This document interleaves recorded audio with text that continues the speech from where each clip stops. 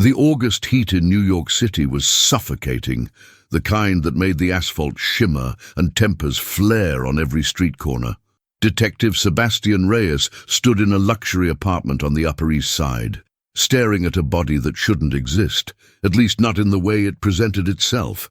The victim, a hedge fund manager named Marcus Webb, lay perfectly positioned on his Italian leather sofa, eyes wide with an expression of pure terror frozen on his face. No wounds, no signs of struggle, no forced entry. The forensics team had been over everything twice, and their conclusion was impossible. No fingerprints anywhere in the apartment, not even the victim's own. "This is the third one this month," said Detective Helena Morrison, Sebastian's partner and ex-wife, her voice cutting through his thoughts. She stood by the floor-to-ceiling windows that offered a spectacular view of Central Park, now tainted by death. Same pattern. No prints, no DNA, nothing, just that expression. Sebastian had been with the NYPD for 15 years, had seen every kind of murder the city could produce, but this was different. The absence of evidence was itself evidence of something he couldn't quite grasp. He'd grown cynical over the years, watching criminals walk free on technicalities while victims' families wept in courthouse hallways. But these murders were challenging everything he thought he knew about crime in New York. "The building security footage," he asked, though he already knew the answer. "Nothing useful. Figure in black, face obscured, knew exactly where every camera was. But here's the strange part." Helena pulled up footage on her tablet. "Watch the timestamp. He's in the lobby at 9:47 p.m., on the 15th floor at 9:48 p.m. That's impossible. The elevators take at least 3 minutes. Sebastian studied the footage, his Argentine heritage showing in the way he muttered a curse in Spanish under his breath. His family had fled Buenos Aires during the economic collapse of 2001, seeking safety and opportunity in New York. He'd thought he'd left that kind of inexplicable violence behind, but here it was, following him like a shadow. Captain James Chen entered the apartment, his usually composed demeanor cracked with worry. "Reyes, Morrison, I need you to handle this quietly. The victim was connected, major political donations, ties to the mayor's office. We can't have panic spreading through Manhattan's elite." "Quietly." Sebastian's voice carried an edge of bitter amusement. 3 bodies with no explanation. And you want quiet? "I want answers," Chen snapped, "and I want them before the press turns this into a circus. The Post is already sniffing around, calling it the ghost murders." As Chen left, Sebastian returned to studying the scene. Something about the victim's position nagged at him. Webb's hands were at his sides, palms up, almost supplicant. His expression wasn't just fear, it was recognition, as if he'd seen something he understood, but couldn't accept. That evening, Sebastian sat in his cramped apartment in Queens, far from the Manhattan glamour where people like Marcus Webb lived and died. He'd been poring over the case files, looking for connections between the victims. All wealthy, all men, all between 45 and 60. But beyond that, nothing obvious linked them. His phone buzzed. "Helena. Can't sleep either? When could I ever sleep during a case like this?" Sebastian replied, hearing the exhaustion in his own voice. "Remember what you used to tell me when we were married, that every crime has a logic, even if we can't see it yet." "That was before," Sebastian said quietly.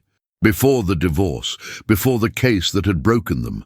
A child murder they'd never solved, a failure that had eaten away at their marriage like acid. Well, I still believe it. Meet me at the precinct. I found something." The precinct at night was a different world. Skeleton crew, flickering fluorescents, the constant hum of old computers. Helena was in the conference room, surrounded by financial records and photographs. "Look at this," she said without preamble. All 3 victims were part of the same investment group in the early 2000s. They made a fortune shorting Argentine bonds right before the economic collapse. Sebastian felt something cold settle in his stomach. That's when my family lost everything. My father had his life savings in those bonds." Helena looked at him carefully. "Sebastian, I'm not suggesting—" "I know what you're not suggesting," he interrupted. But someone is targeting these men for what they did 24 years ago. The question is who and how. They worked through the night, building a timeline of the investment group's activities. There had been 12 members originally. 3 were now dead, 4 had died of natural causes over the years, 2 were in prison for unrelated crimes, and 3 were still alive, including Richard Stern, the group's former leader, now living in a fortress-like estate in the Hamptons. "We need to warn them," Helena said. "Warn them of what? That someone might kill them without leaving a trace. They'll think we're insane." As dawn broke over the city, Sebastian's phone rang. Unknown number. "Detective Reyes?" The voice was soft, accented, Argentine like his own once was. "You're investigating the murders. Who is this?" "Someone who understands what you're facing. The men who are dying. They left no fingerprints on the lives they destroyed either. Only fear." "Are you threatening?" "I'm not threatening anyone, Detective. I'm already dead, have been for 24 years. But my son remembers everything. The fear in my eyes when I realized we'd lost everything. The fear that killed me. Heart attack at 42. He was 18, watching his father die of despair." The line went dead. Sebastian looked at Helena, who had heard everything on speaker. "Could be our killer," she said. "Could be," Sebastian agreed. But something in the caller's voice had resonated with him, a grief so profound it transcended revenge. This wasn't about justice or even vengeance. It was about fear, making these men feel the same terror they'd inflicted on thousands of families. As they prepared to visit Richard Stern, Sebastian couldn't shake the feeling that they were walking into something far more complex than a simple murder case.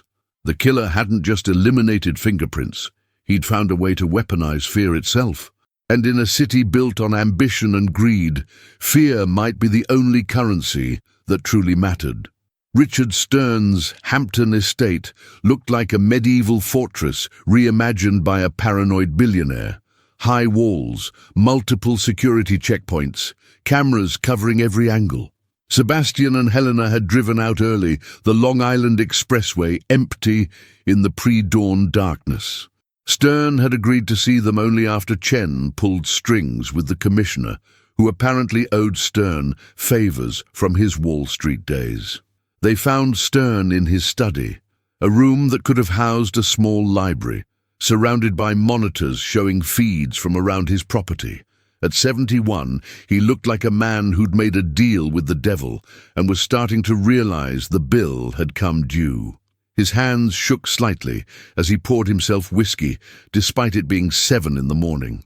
"I know why you're here," Stern said without preamble. "Marcus, David, Charles, all dead.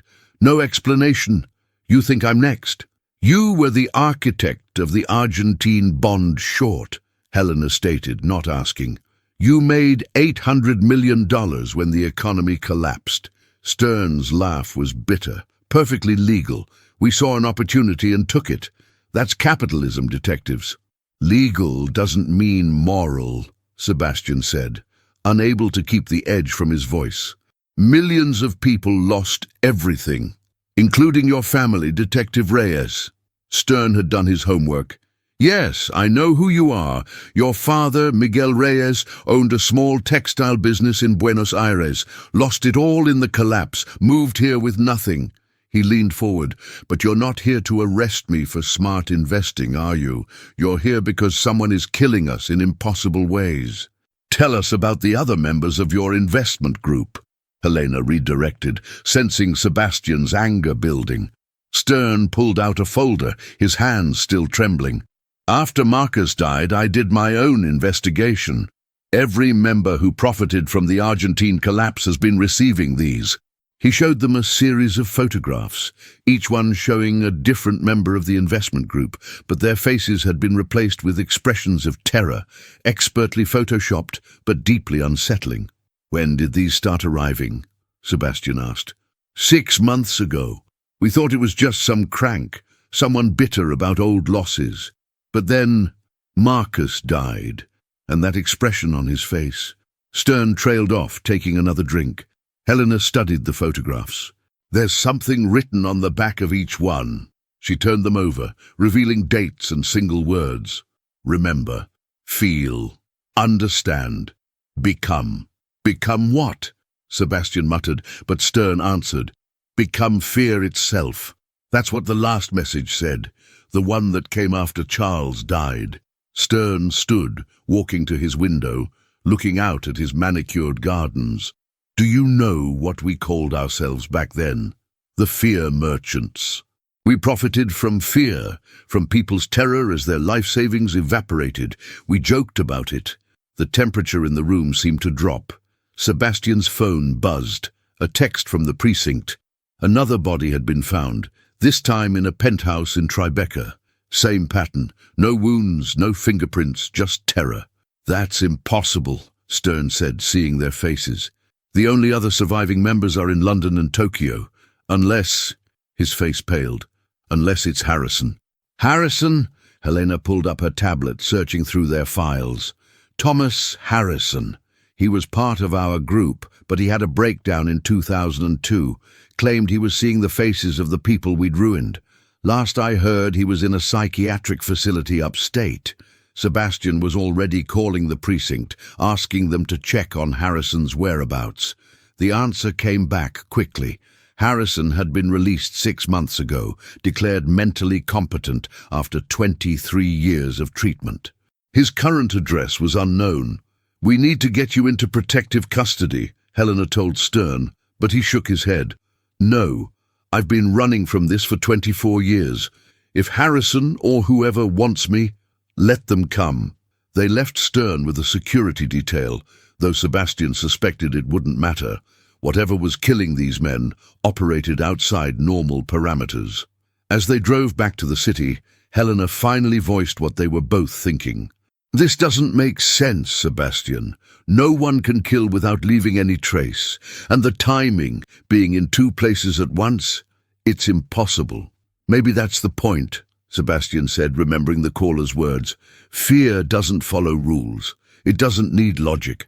These men spent their careers creating fear, packaging it, selling it. Now someone's giving it back to them in its purest form. They arrived at the Tribeca crime scene to find chaos. The victim was Robert Kelly, not one of the original investment group, but their lawyer, the one who'd structured the deals to be legally bulletproof. He was found in his home office, surrounded by old files from the Argentine trades. The expression on his face was even worse than the others, not just fear, but recognition and regret combined. The forensic team leader, Dr. Sarah Kim, pulled them aside. There's something different about this one. We found a partial print. Sebastian's heart raced. Whose? That's the problem. According to our database, the print belongs to Miguel Reyes, your father, detective. But that's impossible. He died 15 years ago. The room spun around Sebastian. Helena grabbed his arm, steadying him. There has to be an explanation. Someone's playing games. But Sebastian remembered something his father had said in his final days. Delirious with medication and grief. Fear leaves its own fingerprints, mijo. It marks everything it touches, even after death. Dr. Kim continued, there's more. We found microscopic tissue samples on the victim's clothing. They're human, but they show signs of extreme stress hormones, cortisol and adrenaline levels that should be fatal. It's as if fear itself became physical. That evening, Sebastian sat in his apartment, staring at old photos of his father. Helena had insisted on staying, worried about his state of mind. She sat across from him, working through Harrison's psychiatric records on her laptop. Listen to this, she said. Harrison's psychiatrist notes from 2010. Patient claims he can manifest the fears of others, make them physically real. Shows extreme empathy for victims of financial crimes, identifies with their terror to an unhealthy degree. You think Harrison learned to, what? Channel fear. I think Harrison found a way to make these men experience what their victims felt. The terror of losing everything, the physical impact of financial ruin. Your father's fingerprint. Maybe it's not literal. Maybe it's the imprint of his fear, somehow preserved and transmitted. Sebastian's phone rang. It was Stern, panic in his voice. He's here, in my house, but I can see him on the cameras. He's in 5 different rooms at once. It's impossible. He's everywhere and nowhere. They raced back to the Hamptons, but by the time they arrived, it was over. Stern was dead in his study, surrounded by printouts of every trade he'd made during the Argentine collapse. His face showed the same expression of terminal fear, but this time there was something else. A message written in condensed breath on the window. Fear remembers everything. And there were fingerprints, hundreds of them all over the room. The forensics team would later identify them as belonging to victims of the 2001 collapse. People who'd lost their homes, their savings, their lives. All of them had died years ago, but their prints were fresh, as if they'd just been there. The abandoned warehouse in Red Hook, Brooklyn, stood against the grey October sky like a monument to urban decay. Sebastian had come alone, against all protocol, following a trail of cryptic messages that had arrived after Stern's death. Helena didn't know he was here. She was at the precinct, coordinating with the FBI, who had taken over the case after the impossible fingerprints had been verified and re-verified. But Sebastian knew this had become personal in a way that transcended jurisdiction. Inside the warehouse, Thomas Harrison waited, but the man Sebastian found bore little resemblance to the photos in the psychiatric files. Harrison was gaunt, his hair completely white despite being only 58, his eyes holding a depth of suffering that seemed almost infinite. He sat calmly in a chair in the center of the empty space, hands folded, as if he'd been waiting for years. "Detective Reyes," Harrison said, his voice soft but carrying clearly in the vast space. "I wondered when you'd come alone. The son of Miguel Reyes, the textile worker who died of a broken heart." You killed 4 men," Sebastian said, his hand on his service weapon, but not drawing it. "Did I?" Harrison stood slowly, and Sebastian noticed how he seemed to flicker at the edges, as if not entirely solid. "Or did their own fear kill them? I simply returned what they had stolen. Not money. Anyone can steal money. They stole peace. They stole sleep. They stole the ability to hope. Do you know what it's like, detective, to watch your father age 20 years in 2 months? "Yes," Sebastian said quietly. "I do." Harrison's eyes widened slightly. "Of course you do. That's why you're here alone. Part of you doesn't want to stop me." "How?" Sebastian asked. "How are you doing this?" Harrison smiled, an expression of infinite sadness. 23 years in psychiatric facilities, detective. 23 years of being told my empathy was a disorder, that feeling others' pain too deeply was a sickness. But what if it wasn't? What if, with enough pain, enough focus, empathy could become something more? I spent decades absorbing the fears of everyone around me, patients, doctors, visitors. I became a repository of terror. He walked closer, and Sebastian felt the temperature drop, felt an inexplicable dread creeping up his spine. The men I visited, I didn't kill them. I simply gave them back every moment of fear they had created, compressed into a single instant. The human heart can't survive that much terror. "The fingerprints," Sebastian said, fighting to keep his voice steady. "How did you—" "Fear leaves traces, detective. Every person who lost everything in 2001, their terror left an imprint on the universe. I just made it visible, made it physical. Your father's fear was particularly strong. It called to me even from beyond death." Sebastian's phone buzzed. Helena texting frantically. They'd found another target. Michael Chen, the last surviving member of the original investment group, was in New York for a conference. He was staying at the Plaza Hotel. "You're going after Chen," Sebastian said. "He's already dead," Harrison replied calmly. "Died 20 minutes ago in his suite. Heart failure brought on by extreme fear. You'll find every fingerprint in that room belongs to a suicide victim from Buenos Aires, circa 2002. Sebastian finally drew his weapon. "You're under arrest." Harrison laughed, but it wasn't cruel. It was genuinely amused. "Arrest me? Detective, I'm not entirely sure I'm still alive myself. I've absorbed so much fear, so much death, that I exist more as an idea than a person. Watch." He walked toward the wall, and to Sebastian's horror, passed partially through it before solidifying again. 23 years of antipsychotics, electroshock therapy, isolation. It changed me. Or maybe it revealed what I always was, a living ghost, sustained by the fears of others. "There has to be a way to stop you," Sebastian said, though his hand holding the gun was trembling. "There is," Harrison said, turning back to face him. "But you won't like it." Before Sebastian could respond, the warehouse doors burst open. Helena entered with a SWAT team, weapons drawn. "Sebastian, get away from him!" "Don't shoot!" Sebastian shouted, but it was too late. The SWAT team opened fire. The bullets passed through Harrison as if he were mist, striking the wall behind him. He stood there, untouched, looking sadly at Helena. "Detective Morrison," he said. "Mother died in the collapse, didn't she? Suicide, 2 months after losing the family business." Helena's face went white. "How could you know that?" "Because her fear is here with me. All their fears are." Harrison began to fade, becoming translucent. "I'm going to show you something, detectives. The truth about fear." The warehouse suddenly filled with shadows, human shapes, translucent and wavering, hundreds of them, maybe thousands. Sebastian recognized some of the faces from newspaper archives he'd studied, victims of the 2001 collapse. They stood silently, their eyes fixed on Harrison. "These are the ones who couldn't live with the fear," Harrison explained. "They've been with me since I learned to see them. They don't want revenge. The dead rarely do. They want acknowledgement. They want their fear to be seen, to matter." One of the shadows moved forward, and Sebastian gasped.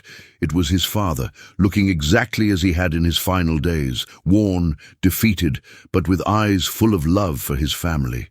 "Papa," Sebastian whispered. The shadow of Miguel Reyes reached out, not quite touching his son's face. Its mouth moved, and though no sound came, Sebastian understood. "No more fear, mijo. Let it go." Harrison was fading more now, becoming one with the shadows. "I'm leaving, detectives. My work is done. The fear merchants are all gone. But remember this, in a city built on ambition and greed, there will always be those who profit from fear.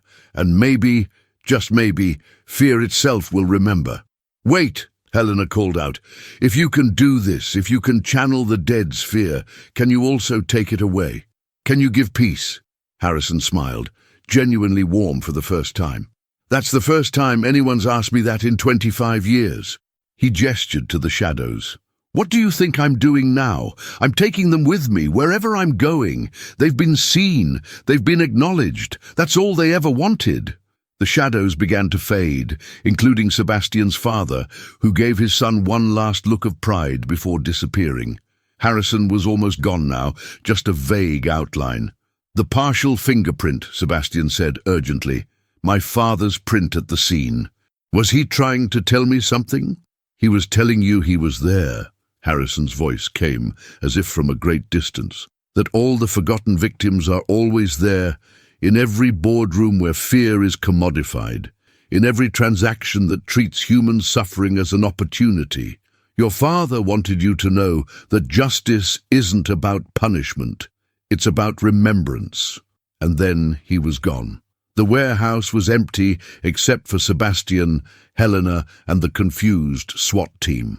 No evidence that Harrison had ever been there, except for a single photograph that materialized on the floor where he'd stood, a group photo of the fear merchants from 2001, but their faces had been replaced with those of their victims.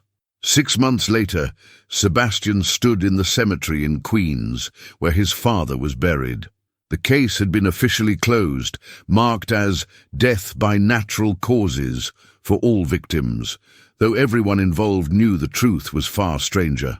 The FBI had sealed the files, the witness testimonies had been classified, and the media had been fed a story about a contaminated drug supply causing heart failures among Wall Street executives. Only Sebastian, Helena, and a handful of others knew about Thomas Harrison and what he had become.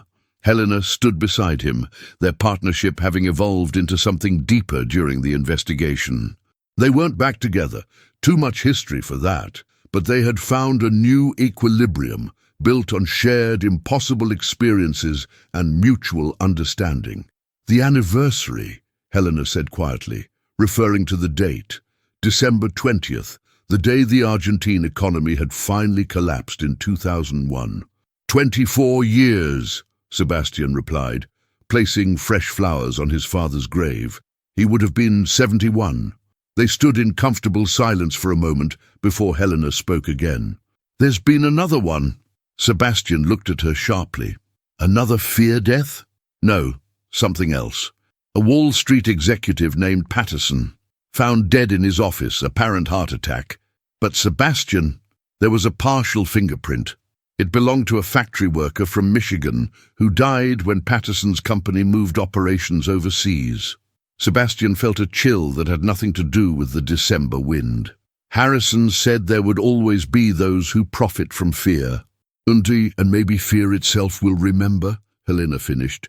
"Do you think, are there others like Harrison?" "I think," Sebastian said carefully, "that when enough people suffer in the same way, when enough fear accumulates in one place or around one event, something happens, something changes in the fabric of reality itself." They walked back through the cemetery toward their car. The city skyline rose in the distance, Manhattan's towers reaching toward the grey winter sky like fingers grasping for something just out of reach. Sebastian thought about all the fear contained in those buildings. Fear of poverty, fear of failure, fear of not mattering. How much of it was manufactured, commodified, used as a tool for profit? Back at the precinct, Captain Chen called them into his office. He looked older than he had 6 months ago, the Harrison case having aged him considerably. "I'm creating a new unit," he said without preamble. "Unofficial, off the books. Things like the Harrison case. They're happening more frequently, not just here, but globally. The FBI has been tracking what they call empathic events. Crimes that shouldn't be possible, deaths that defy explanation, all connected to massive historical traumas." He slid a folder across his desk. Inside were reports from around the world. A banker in London found dead, surrounded by the fingerprints of farmers who'd committed suicide after predatory loans. A pharmaceutical executive in Tokyo, killed by what appeared to be the combined allergic reactions of thousands of people who couldn't afford EpiPens. A mining company board of directors in Johannesburg, all dead from what looked like suffocation, though they'd been breathing normally, the same way miners had died in unsafe conditions. "You want us to investigate these?" Helena asked. "I want you to understand them," Chen corrected. "To find patterns. Maybe even find ways to prevent them. Whatever Harrison became, he might have been just the beginning." Sebastian studied the files, his mind already working through possibilities. "We'll need resources, access to historical records, psychiatric consultations. You'll have whatever you need," Chen assured them. "But Sebastian, Helena, this stays between us. The public can't know that fear itself might be evolving, becoming something that can strike back." That night, Sebastian sat in his apartment reviewing the Harrison case files one more time. Hidden in Harrison's psychiatric records, he'd found something he hadn't noticed before. A list of books Harrison had requested during his institutionalization. Books about collective consciousness, about the physics of emotion, about how trauma could alter DNA and be passed down through generations. One passage Harrison had highlighted stood out. "Fear is the most primal emotion, older than love, older than hate. It exists in every living thing, and perhaps in some things we don't consider alive. When enough fear accumulates in one moment, one place, one event, it doesn't simply dissipate, it waits." His phone rang. "Helena." "There's been another one," she said. "But Sebastian, this one's different. The victim isn't dead." "What do you mean?" "A hedge fund manager named David Cross. He's alive, but he's in the psychiatric ward at Bellevue. He says he's experiencing the fear of everyone who lost their homes in the 2008 financial crisis, not metaphorically, literally. He feels all of it, all the time. The doctors say his stress hormones are at levels that should have killed him days ago, but somehow he keeps surviving. Sebastian closed his eyes, remembering Harrison's words about becoming a repository of terror. He's becoming like Harrison. Or Harrison was the prototype, and now fear has found a new way to manifest. Sebastian, if this spreads, if more people start becoming conduits for historical trauma, then the city built on ambition and greed is about to face its reckoning. Sebastian finished. He walked to his window, looking out at the same city his father had once seen as a promise of new beginnings after losing everything. The lights twinkled below, each one representing a life, a story, a collection of fears and hopes. Somewhere out there in the spaces between those lights, something was changing. Fear was learning, evolving, finding new ways to make itself known. The Harrison case had taught Sebastian that some crimes couldn't be solved in the traditional sense. You couldn't arrest fear, couldn't prosecute trauma, couldn't jail the collective anguish of thousands, but you could bear witness to it, acknowledge it, and maybe, just maybe, find a way to heal it before it manifested as something worse. His father's photograph sat on his desk, and Sebastian could almost hear his voice. Fear leaves its own fingerprints, mijo. Now Sebastian understood. Every act of cruelty, every profit made from suffering, every fear manufactured for gain, they all left marks, invisible but indelible. And sometimes, when enough marks accumulated, they became something more than metaphorical. The city hummed with its usual energy outside his window, oblivious to the change that was coming. But Sebastian knew, as he'd known since that night in the warehouse, that fear had found a way to fight back. Harrison had been just the beginning, a ghost born of empathy and trauma, capable of reflecting fear back on those who created it. The question now wasn't whether there would be more cases like this. The question was whether humanity would learn to stop commodifying fear before fear itself decided that humanity was the problem that needed solving. As he prepared for bed, Sebastian's phone buzzed with a text from an unknown number. The fear merchants never really die, detective. They just change faces, change names, change methods. But fear remembers. Fear always remembers. And now, fear has learned to leave its own fingerprints.